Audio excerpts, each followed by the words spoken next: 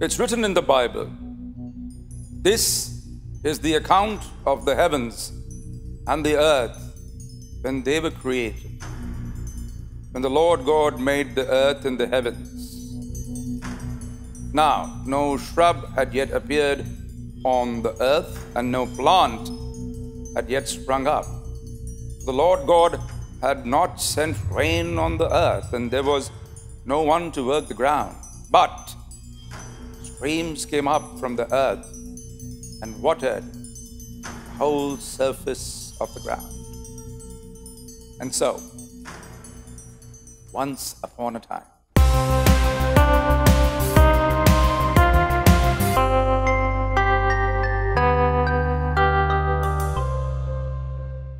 we are entering the orbit of the designated planet.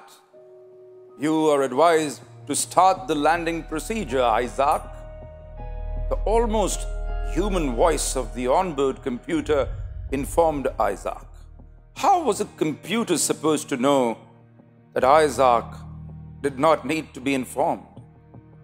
He had been waiting for this day since he left his home planet 200 years back. With his body still stiff with the effects of long-term hibernation, Isaac looked out of the porthole of the spacecraft and looked at the planet they were circling. The sight brought tears to his eyes. It was just like home, blue with water and interspersed with fluffy white clouds. It was worth traveling the more than 1,000 AU to get here. The sun that shone on the planet was much younger than the sun of his solar system, and a fiery yellow orb. It was time to carry out his mission. He was the last hope of humanity. Isaac finished the final checks on the planetary landing module that was far smaller than the huge spacecraft that had brought him here. It was specifically designed to land on the planet with varying gravitational forces. The engines fired up and the craft began its journey towards the planet. Isaac looked at the load that he was carrying, just one thermal jar with 2 compartments. As the module tore through the clouds, Isaac thought back to his own planet and the sad chain of events that had led him here. The advent of nuclear power, division of the populace on the basis of religious faiths, the corruption of power, hungry governments, the war that came and the destruction that ruined the planet. It was now just a wasteland of radiation. Considering he had spent 200 years getting here, he was probably the only survivor of the entire planet that once boasted of such varied specimens of life. Waste. Such a bloody waste. Isaac landed his craft on the designated site.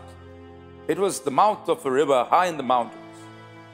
He was informed by the scientist back on his planet that the chance of life thriving was best in free-flowing river that was open to enough sunlight. Life needed 3 things, he was told: water, heat or sunlight, and building blocks of life that he brought with himself. The plan was to leave the building blocks to their destiny. If they survived, their species would survive. Then didn't? Perhaps they did not deserve to survive. He only wished that the species did not make the same mistake they had made. He hoped they would live in peace and harmony. He hoped they understood that a habitable planet was difficult to find.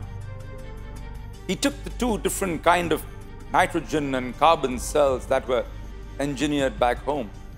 They would interact with one another and form life. Under the harsh scrutiny of the laboratory, only 2 of the cells showed promise. They were called A dominant and E submissive. He hoped they would do the trick. He took the capsule of the jar, mixed them together in a petri dish, and then left the mix flow into the water. As he strode towards the module, he took back the empty jar with him. On it was scribbled the abbreviations for the cell structure. Adam, which meant A dominant, and Eve, which meant E submissive. He wished both Adam and Eve the best and flew off the planet. Maybe one day life would thrive here. It was the third planet from the sun. Earth. Earth, they called it.